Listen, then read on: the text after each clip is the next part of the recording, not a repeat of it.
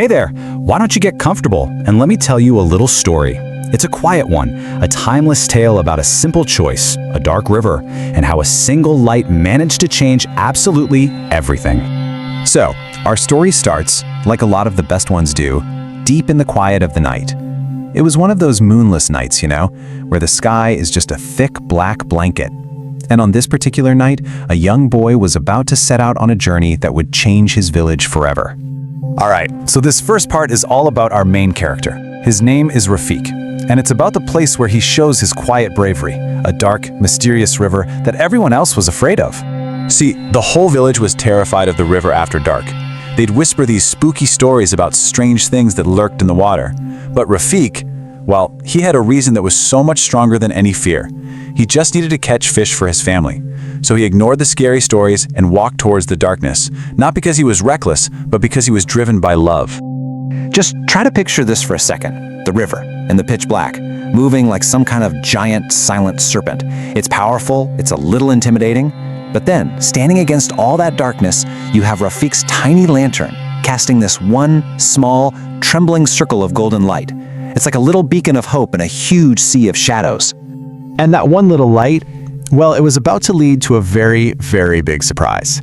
This is where our story takes a bit of a magical turn. So there's Rafik, his fishing line in the water, when all of a sudden, the river just seems to wake up. The water starts to bubble and churn, and this cold, eerie mist starts to rise up from the surface, making the air feel damp and chilly. Something weird was definitely happening. And then, right from the middle of all that swirling water, a figure starts to rise up. But it wasn't some monster from the village stories, not at all. It was this beautiful, ghostly woman who almost seemed to float right on top of the water. She was just an incredible sight.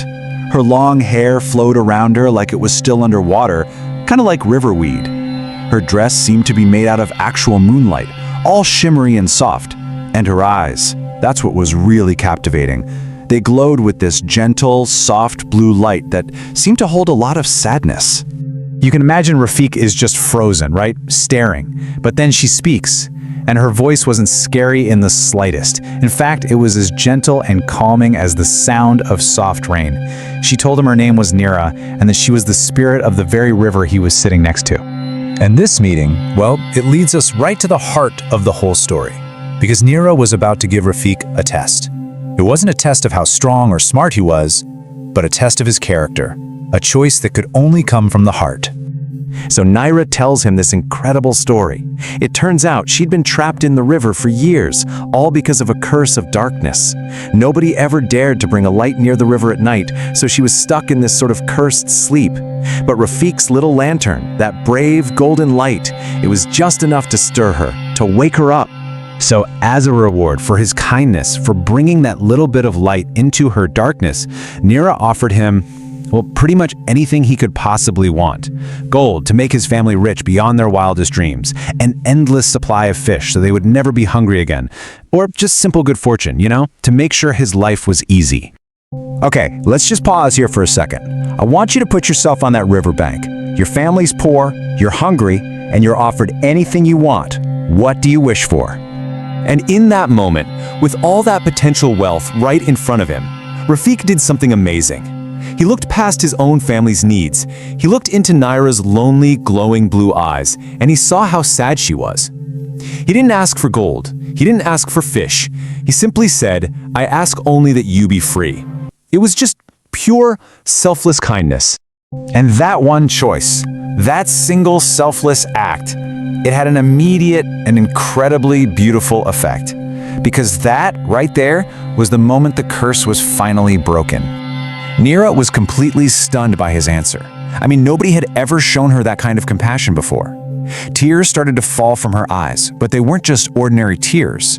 As they hit the river, they looked like perfect, shining pearls, each one a little testament to his good heart. And then, the real magic happened. Nira reached out and gently touched Rafik's lantern. The moment she did, its tiny flame just erupted, becoming as bright as the sun itself, lighting up the entire riverbank. And in that flash of light, the curse shattered. Her ghostly form dissolved, but not into nothing. No, she transformed into thousands and thousands of tiny, glowing fireflies that just danced up into the night sky. And so we come to the end of our story, which is really a new beginning for the river and for the whole village. It's a story about a kindness that just keeps on going. See, Rafik never asked for fish, but his kindness brought them anyway. From that day on, the river was blessed. It was absolutely teeming with fish, more than enough for his family and for everyone else in the village. His one selfless act brought prosperity to everybody.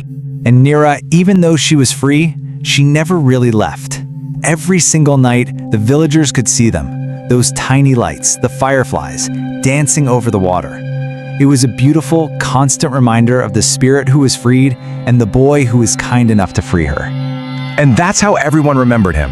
Not as the boy who got rich or the boy who became famous, but simply as the brave boy who chose kindness over riches. That was his true legacy. And that leaves us with one final thought, doesn't it? Rafik's lantern was so small, but its light was powerful enough to break a powerful curse. It really makes you wonder, what kind of darkness can be pushed back by your own small acts of kindness? What kind of light can you bring to the world?